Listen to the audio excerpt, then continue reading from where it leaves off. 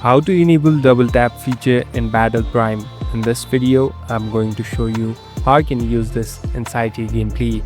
First of all, open the application. Now, here on the right top, you can see the settings icon. Simply tap on settings. So now, we're in the settings interface. Here, you must be in this control section. Now, slowly scroll down.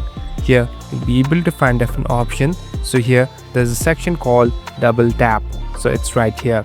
So here there are different features that are available.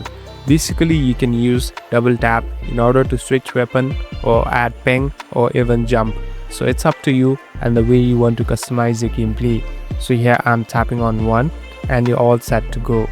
So if you use this button, the ping feature will automatically pop up. Now you can go back and it's done. Thank you for watching this video. I hope this video will help you.